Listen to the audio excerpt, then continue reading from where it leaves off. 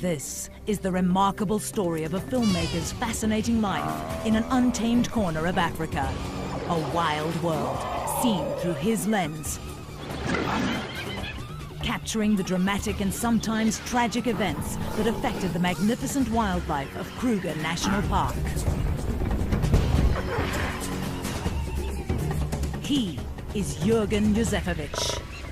My life in Kruger gave me the opportunity of realizing my dream of living with lions.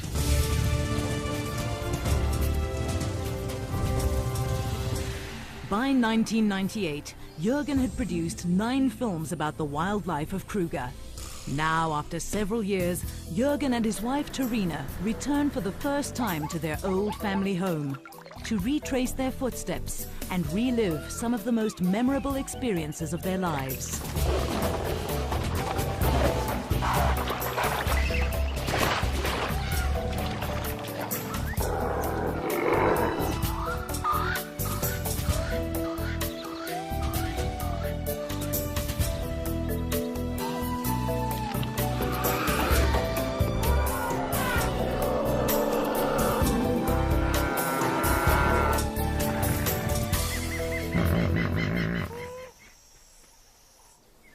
For Jürgen, today is a very special day. He steps out from behind the camera and meets his favorite animal face to face at the lion breeding project of Chikudu, a private game reserve near the Kruger National Park. This is great. I can get so close to the lions and touch them, even play with them. I would never do that with the wild lions of Kruger. If I tried, they would kill me. Jürgen feels that these great cats personify the wilderness and its freedom. A shrinking wilderness now preserved only in unique, untamed parks such as Kruger. As soon as Jürgen and Terina step through the gates of the Kruger National Park, they'll be in a completely different world where life is wild, untamed, and unpredictable. Established more than 100 years ago, the Kruger National Park in the northeastern corner of South Africa is the country's largest and one of Africa's oldest game reserves, covering 2 million hectares, an area larger than Wales. Johan Olofse is one of 22 section rangers needed to control such a vast area. But today, he takes time out to welcome his friends back to the world-renowned wilderness that was once their home. Good to see you again. Good. Fantastic to see you, man. Look at this one. Again, Hey, that's great. nice to be back. Huh? Welcome back to Kruger. I missed you. Huh? I really missed you. It's going to be great to share the bush with you again. Fantastic. You'll find everything has changed, but nothing has changed. Kruger's vast expanse includes numerous ecologically diverse areas of distinct characteristics, varying from dense riverine forest to woodland savannas. Each zone a preferred grazing or hunting ground for the thousands of animals of Kruger.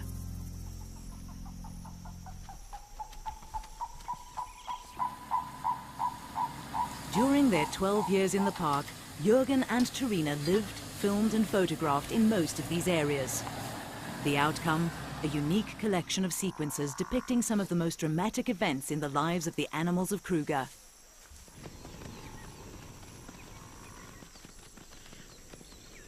Husband and wife grew to know the animals so well through their filming and photography that natural events touched their lives as much as they did the wildlife, the exhilaration of a birth or the sadness of a death, and the heart-wrenching despair of a natural disaster.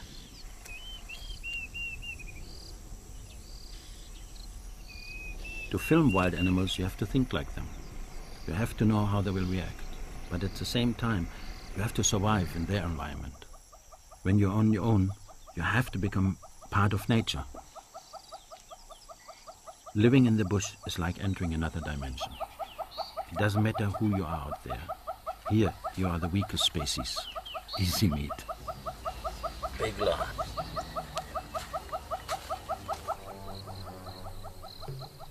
Approaching wild animals is not for the faint-hearted, and only an experienced tracker should risk a close encounter with the king of beasts.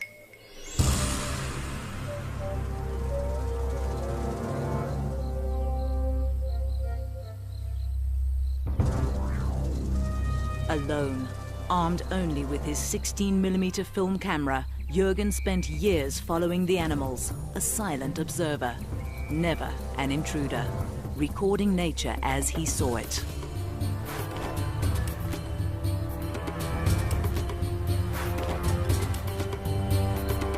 Lions became Jürgen's favorite subjects.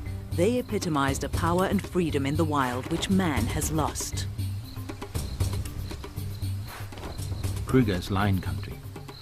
For 8 years I followed one pride that hunted this area. These could be some of the cubs that I watched grow, but I don't think they remember me. Jürgen thinks back to 1989, when he first met a very special male which he named Hanglip. At that time, Hanglip and his brother had just taken over the pride. For the next 8 years, Jürgen watched as Hanglip maintained his authority. This is an incredible achievement for a lion. Research shows that most lions rule a pride for no more than 4 years before being ousted by a younger, more powerful male. When Jürgen first met Hanglip and his pride, the family group was small, with only 2 males, 4 adult females, and a few cubs. Under his reign, the pride grew steadily throughout the dry cycle that gripped Kruger Park. Hanglip was a fantastic male, confident of his power, and he accepted me. He allowed me to follow the pride when they went hunting, and I was fascinated by their strategies.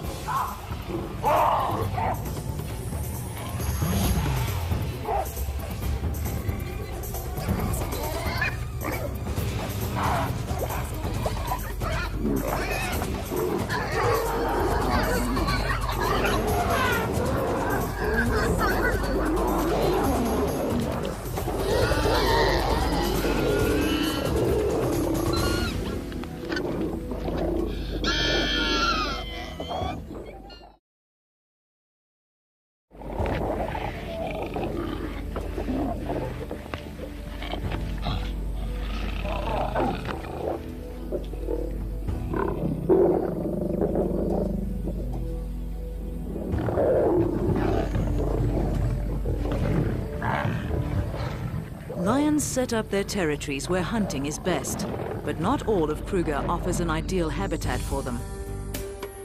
In 1986, when Jürgen and Terina arrived in Kruger, they were based in the remote northern area of Pafuri. Here there were fewer lions, but the Levuvu River proved to hold other surprises, for Jürgen as a filmmaker, as well as Terina as a mother. Being the wife of a wildlife filmmaker is a completely different life. From being your own person, one becomes a person that follows another person's dream. And it depends on whether you enjoy that or not. I really enjoyed being part of a dream. I enjoy being in the bush. I found that when the kids came, it became a little bit more difficult. Sometimes I would take my son out filming with me. It was great. I loved having my family with me in the bush. Life was good, but these were times of change, and a frightening shadow loomed overhead. Animals is one thing. One can be scared of those. But people are different. People with AK-47s hold a totally different threat. In the late 1980s, this remote area of South Africa, bordering Zimbabwe and Mozambique, provided an ideal, unprotected entry for freedom fighters. They came at night, on foot. The scariest part for me in the bush was when we were huddled around the fire at night and we knew they were out there. We heard gunfire, but there was nothing we could do. We were totally vulnerable. Of course there were risks living with a family in this area. But if wildlife filmmakers only worked where political situations are perfect, they would never make films. Now, 12 years later, the political situation has calmed, but life in the park continues as always. Some of the cycles are as predictable as the passing of the seasons, while others as unpredictable as a wild animal. Today, Jürgen instinctively applies all the lessons he learned while living in this untamed environment. He's confident that some things never change. To find the action, he looks for tracks in the sand by the river.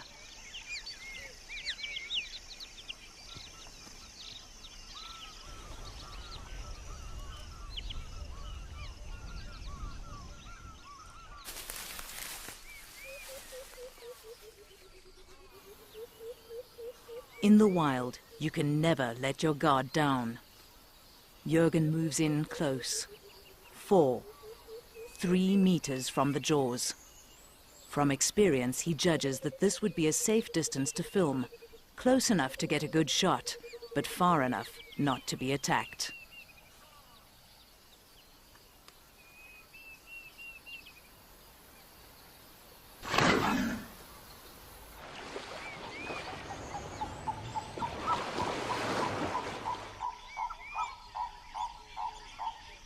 The river is full now, but back in '88 it was a different story. The river had stopped flowing and the animals had to come down to drink at the last remaining puddles. Here I could film some exceptional behavior.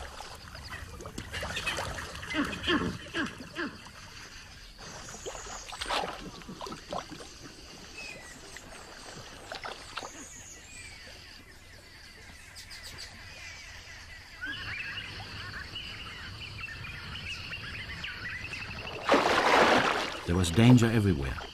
The animals had to come to the water. They had to take the risks. One in particular seemed to epitomize the struggle for life.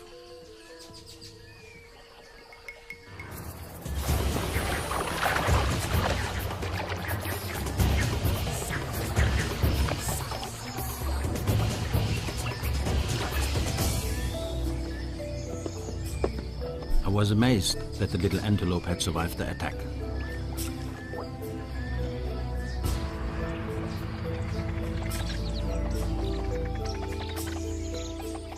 The next day, I was surprised to see it back again. It was desperate for water.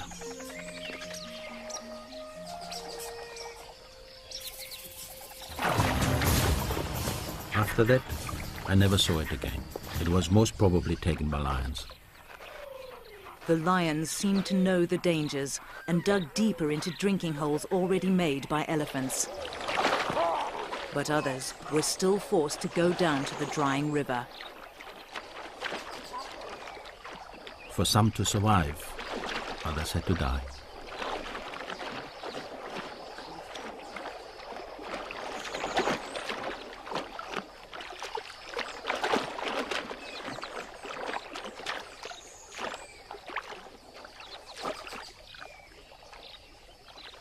There were so many crocodiles crowded in the small pool. The 2 large males got into a fight for dominance.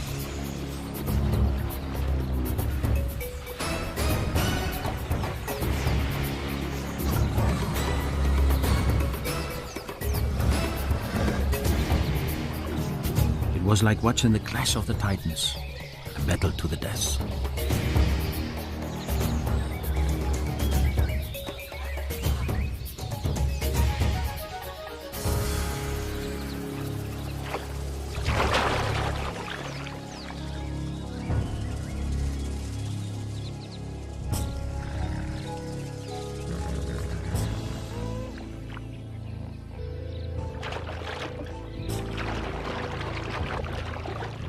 Jürgen watched in astonishment as the other crocodiles moved in without hesitation to eat the loser, proving that in nature, nothing goes to waste.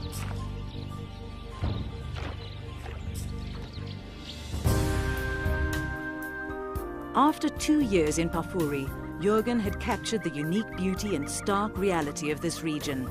The resulting film helped to save the area from being exploited for coal mining. With his first film in the can, it was time to move on, further south, to a different part of Kruger. In 1988, Jürgen and his family moved to Skukuza, where the children started school. His favorite spot in this area was Chokwane, an area of open plains and woodland savanna, lion country. And this was where he met his favorite lion, Hanglip. This was Hanglip's hunting ground. Here I joined him and his pride in the never-ending search for prey.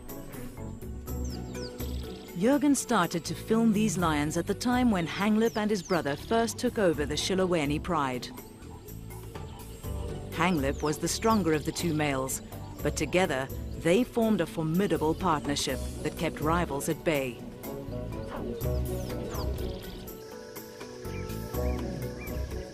In the time I spent with him, Hanglip fathered many cubs.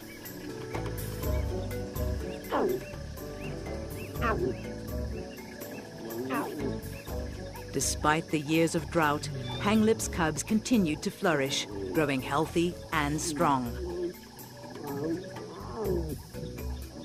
Lions can subsist for long periods of time without drinking by using the moisture present in their prey. And prey was plentiful.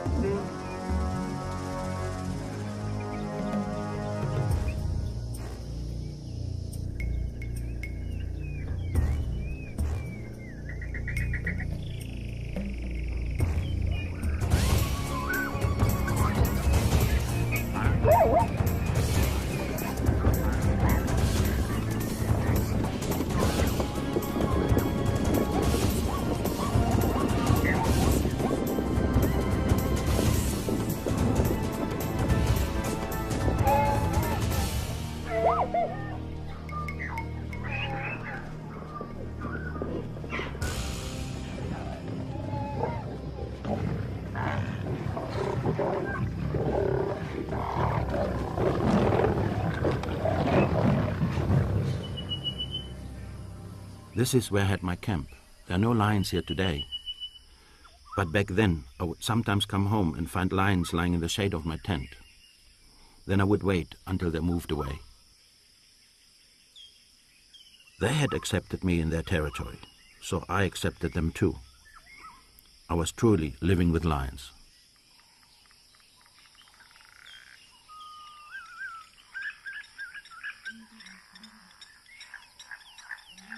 I had Hanglip and his family's whole history in my camera. The more time I spent with them, the more they accepted me. I was just like one of the pride.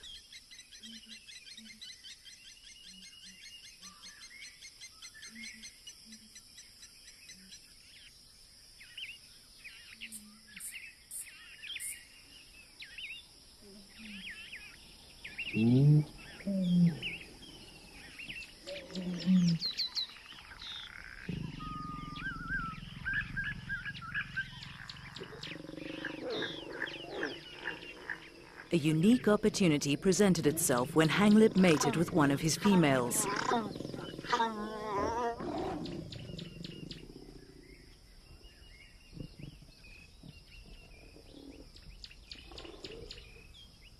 Over the next 106 days, Jürgen followed her pregnancy.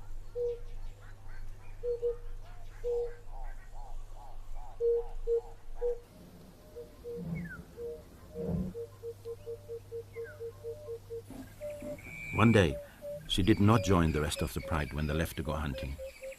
I knew her time was near. Later that day, she moved into a dense patch of reeds. It was exciting for Jürgen, but at the same time frustrating. He could not see the birth. All he could do was record the sounds. Jürgen desperately wanted to see the cubs, but he knew that if he got too close, the mother would kill him. Jürgen waited at the den for 4 long days.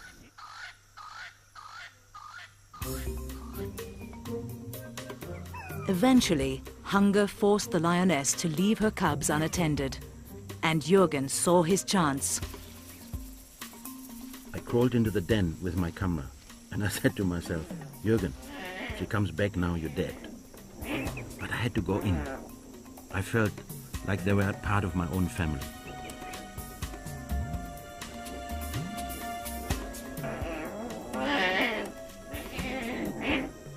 The cubs were very small, only weighing about 2 kilograms each, but their eyes were already open, and they knew that Jürgen was not their mother. They started hissing at me. I knew If their mother heard them, I would be in big trouble. I had to get out of there fast. I got out just in time before she arrived back. I'm sure she could smell that I'd been with the cubs, but her first instinct was to check if they were okay.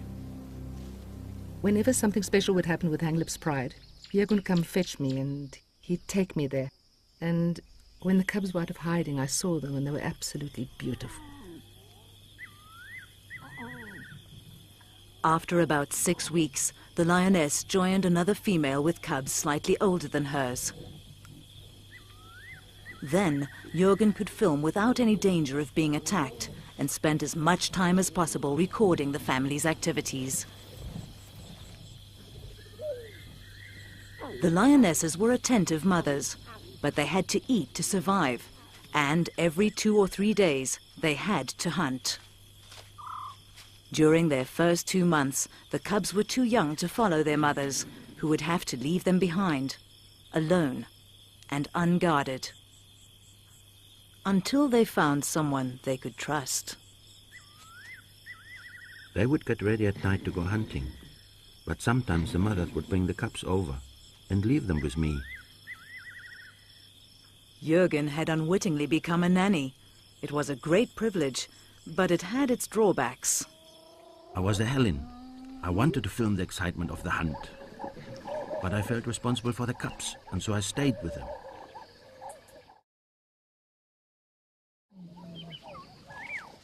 But the next morning, when the mothers returned, it was like a family reunion.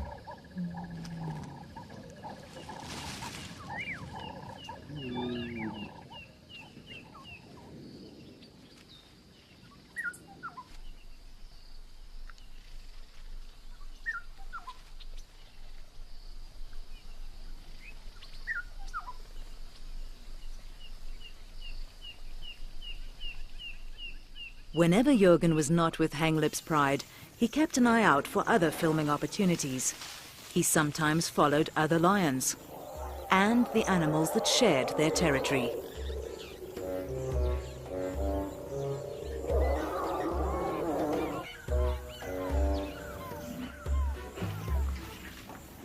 This young bull elephant was determined to let everyone know who was boss around here.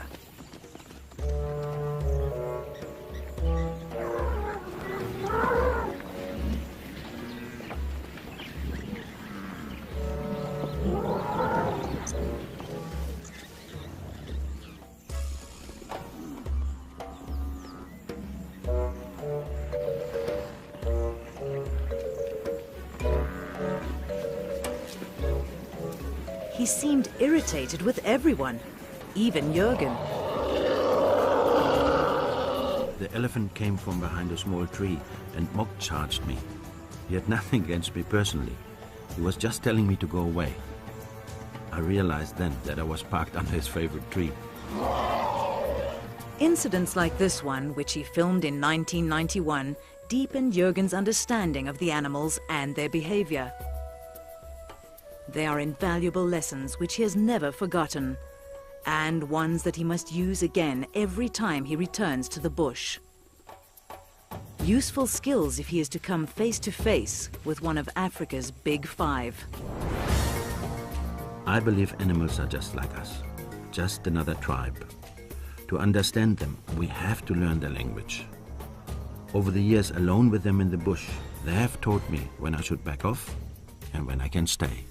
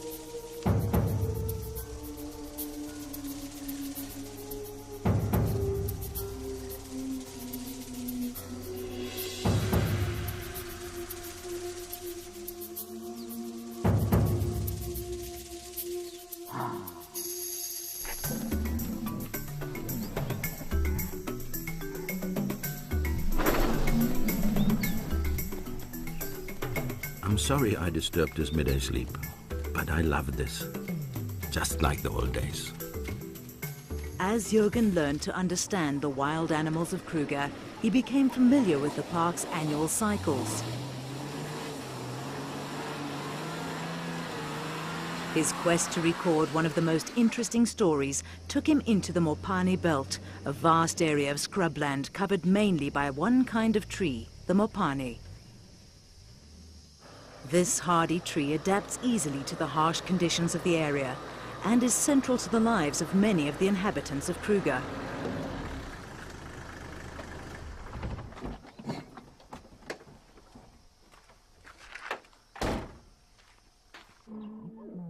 Lions use these trees for shade, but they're not what draws Jürgen back to this area.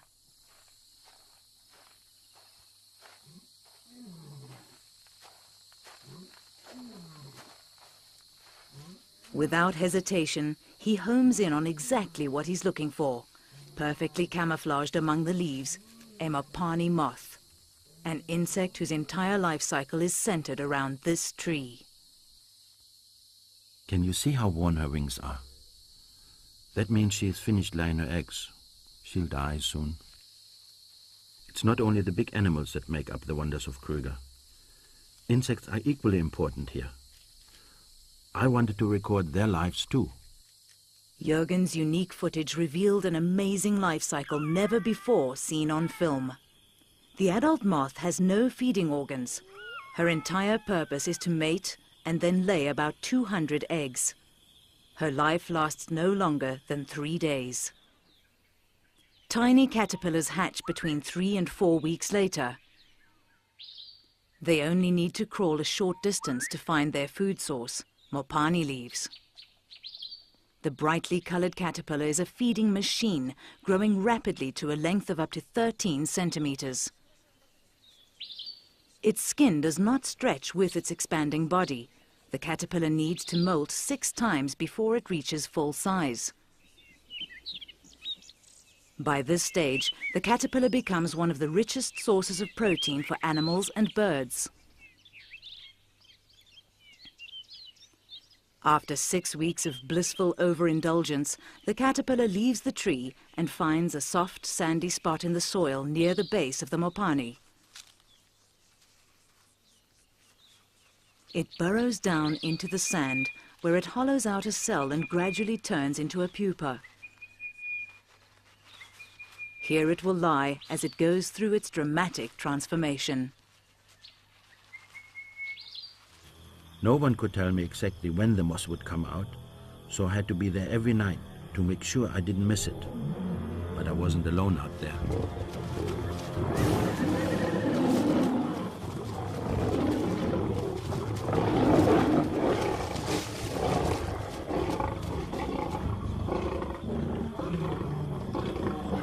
A kill among the Mopani trees brought on rivalry among the king of beasts. But Jürgen maintained his vigil.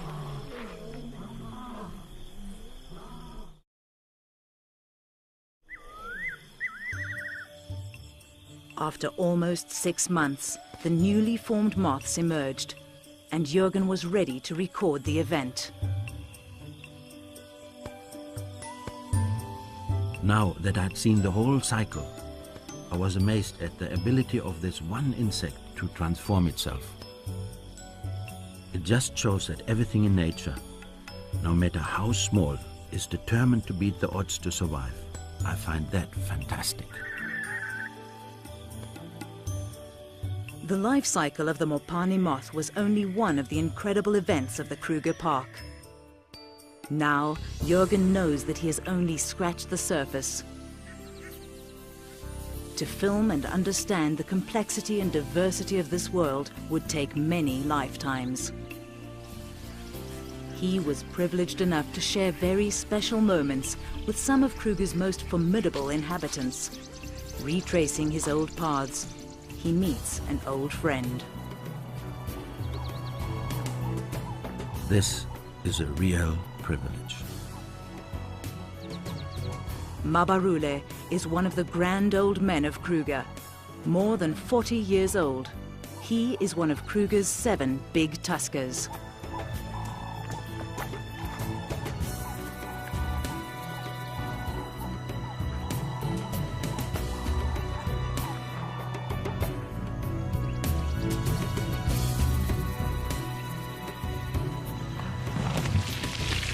Mabarula is here to cool off. In summer, temperatures often reach a baking 40 degrees Celsius. I'm not used to this heat anymore. I need to cool off as well.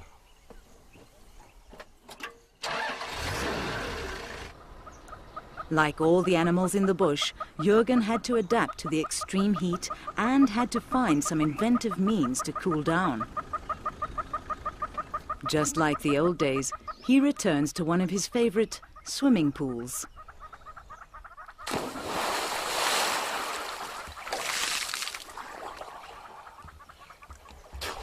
I almost landed in trouble in '92. I was taking a swim when a huge head suddenly appeared over the top of the reservoir. An elephant bull had come to drink and I couldn't get out. I hung onto the pipe in the middle for over an hour and hoped that he wouldn't find out I was there.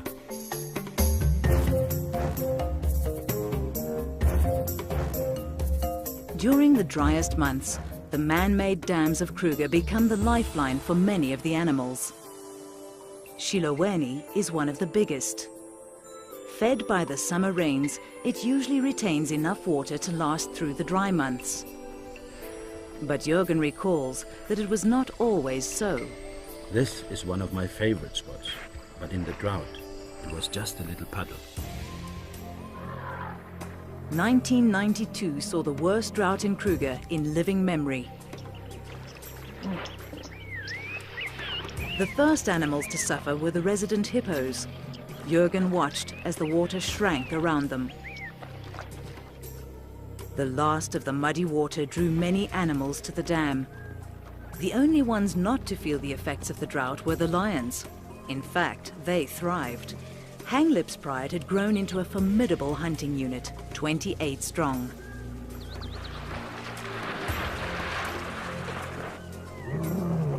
They needed to hunt every day to keep the pride well fed. During this period, they literally lived around the dam, waiting for an opportunity to strike.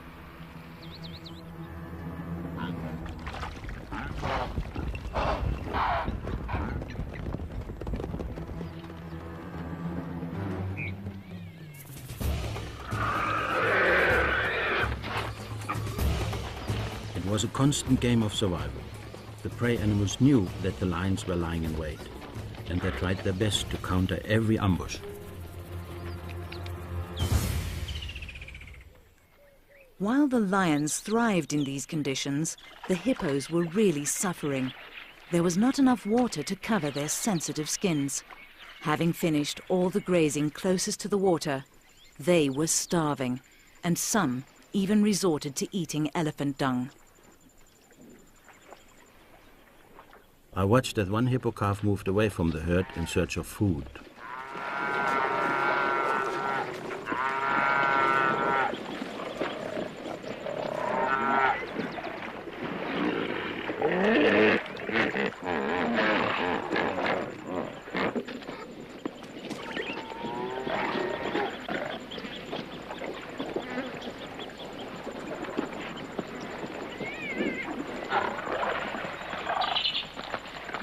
The reaction of the hippos was incredible.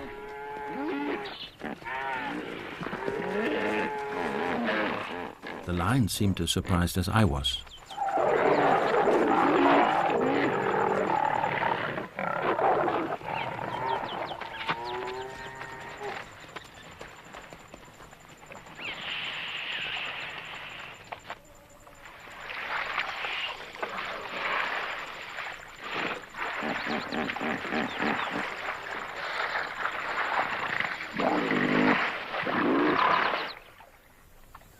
Tolerance levels diminished, all fighting for the last remaining drops of water. The dry years and the inferior grazing had weakened these old warriors. And the lions were there, ready to attack at every opportunity.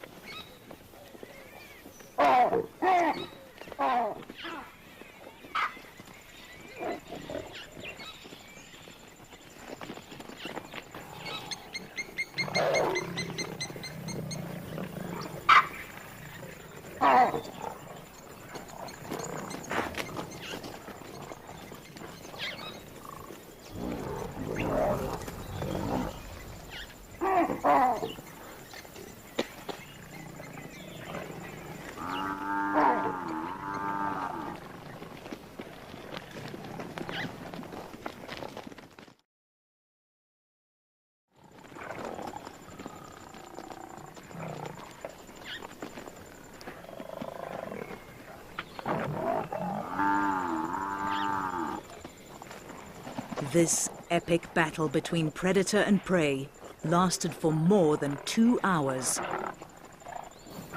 It could have gone either way until the very last moment.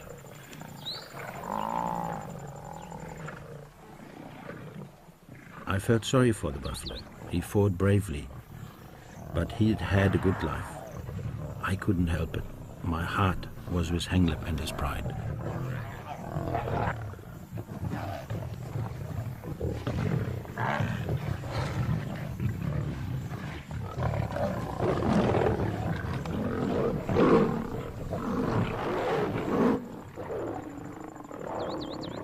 I was always amazed by Hanglip's power, but the battle with the old bull took its toll. After this, he could still hunt, but he limped for the rest of his life. Throughout the drought years in the early 1990s, Hanglip and his pride grew in strength. They thrived when all other animals around them suffered. But then, Jürgen remembers, came a threat that spared no one, not even the lions. This threat was microscopic, a spore-forming bacterium that can live for centuries in soil and bones.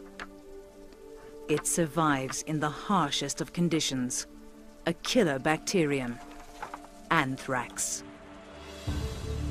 In 1991, the dry, hot winds of the drought put the habitat and the animals of Kruger under severe stress. The herds churned up dormant anthrax spores. It was a time bomb waiting to explode.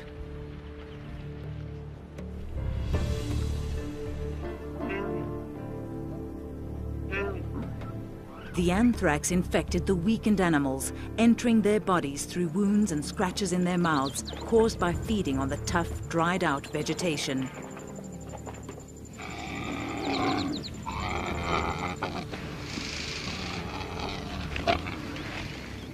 The animals were desperate. As grazing deteriorated and waterholes dried up, competition for food and water turned into physical battles. The weakest didn't stand a chance. This zebra was kicked to death by its rival, a victim in the struggle for survival. As the anthrax spread, ulcers became my guide to infected carcasses. I still remember the terrible stench of death. Park rangers and personnel could do nothing. Although there was a vaccine against anthrax, it was impossible to vaccinate all the animals in the reserve. Teams would follow the vultures to the carcasses. All they could do was to take blood samples to confirm the cause of death.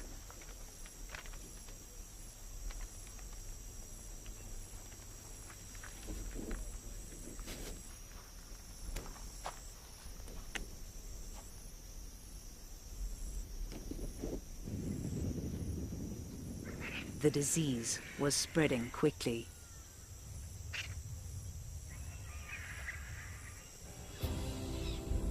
Even the largest animals in the park had no defense against the devastating power of the anthrax.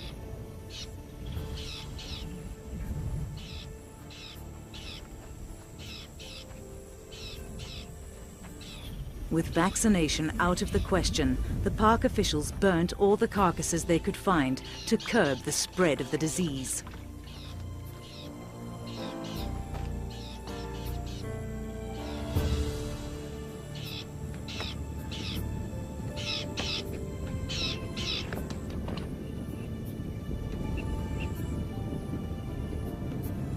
But Kruger is an enormous park with thousands of hectares of remote land.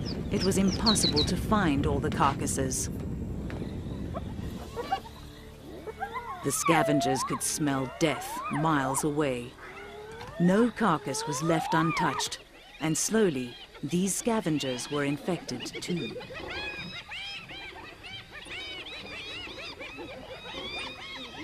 The anthrax bacterium does not die with the animal. The meat remains infected, sure to infect all those who eat it.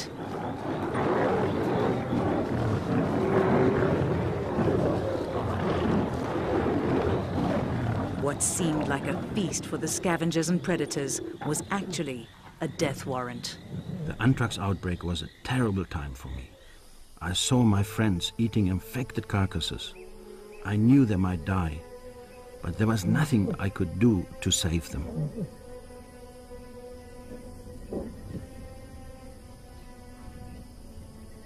As the disease developed in the animals, the swelling of their mouths, heads and throats made it more and more difficult for them to breathe. Scratch marks in the ground bore silent witness to the animals' desperate struggle for air during the last moments of life. I had seen my lions at their peak, at the top of the food chain, but over 2 seasons everything just seemed to fall apart. Those that were found were put out of their misery by the rangers.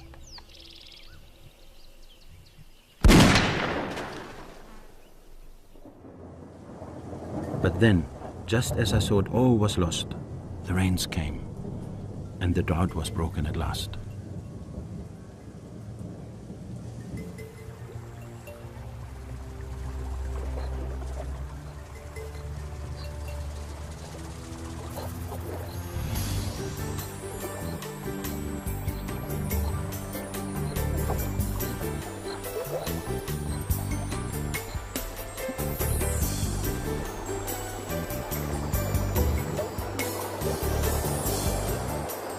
Floodwaters, the only force that has the power to stop anthrax, washed the spores downstream and into the sea, where the salt water eventually destroyed the bacteria. Incredibly, not all life was lost. The young and healthy survived. Much was learnt during that anthrax outbreak, and today researchers see anthrax as nature's own culling mechanism. During times of drought, when the animals and their habitat are under severe stress, anthrax cleanses the land of the sick and the weak. The most important thing for me was that my old friend Henglip had survived, and he was still in charge.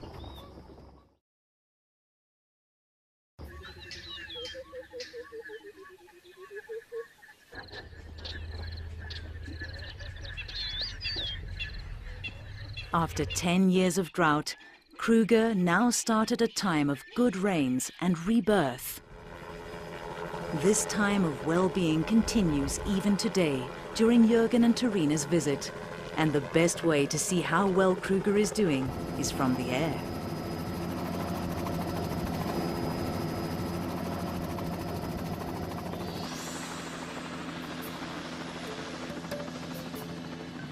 Nature is fantastic. It recovers so quickly. Not a trace of the dramas that played themselves out here during the drought. The river is full now. Back then, many had stopped flowing.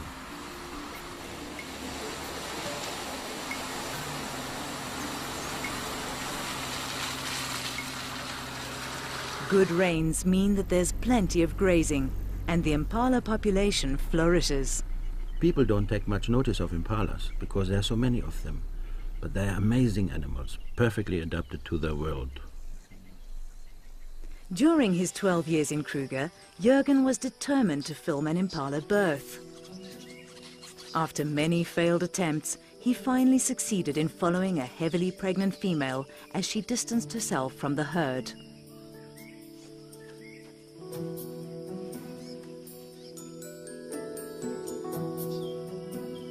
I really struggled to film this birth because impalas are very cautious and secretive.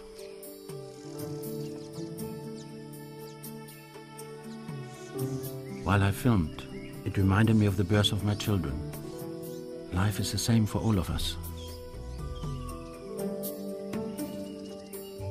Impala ewes give birth just after the first rains, but if the rains are late, some people believe that they're able to delay birth for up to a month. This could give their lambs a better chance of survival.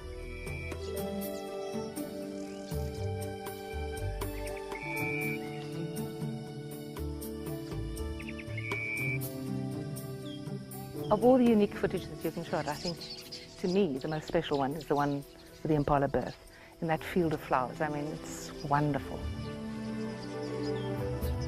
This vulnerable baby with this vast wild wilderness surrounding it and all the dangers in it. I could relate to that, having raised my own children in the same environment. There are dangers everywhere.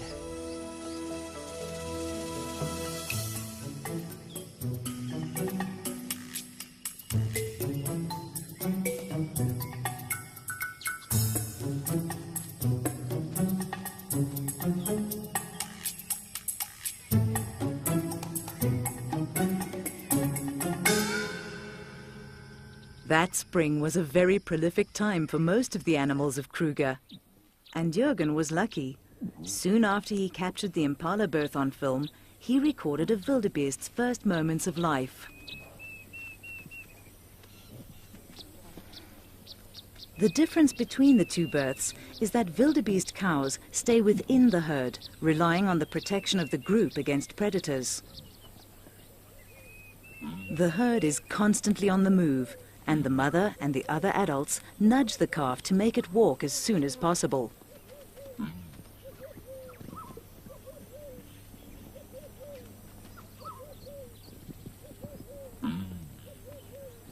After only 5 minutes, it is ready to move with the herd. Jürgen and Terina relive fond memories, but their visit to Kruger has almost come to an end. Once again, they meet up with Johan. Hi Jürgen, how are you doing today? All right, man. Hi Terina. Have you seen the lion? Yes, I did. Nice drive, 12 through the river, 2 k's up the track. Oh, thanks a lot, eh? Good, enjoy that. Hi Terina. Enjoy.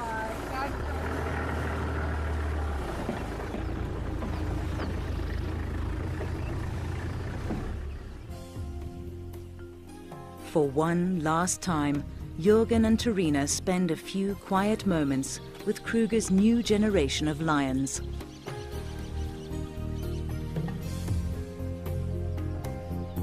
These seem as healthy as the pride they once knew. The pride led by Hanglip, a fighter, a survivor. We grew old together here, like 2 old lions. My old friend has gone now. I will never forget him. He survived through drought, injury, and anthrax. I don't know how he died, but I do know that he lived like a true king. I hope his last battle was a good one.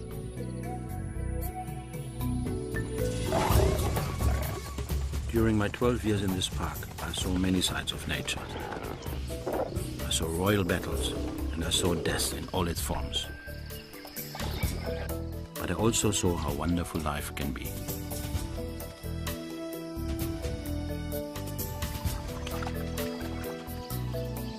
For a while, the animals in Kruger allowed me into their world. I was a part of it all.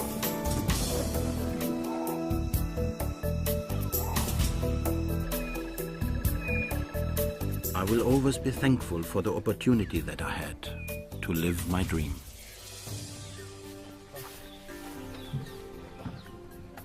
I have to leave now, but a part of me will always be here, living with lions.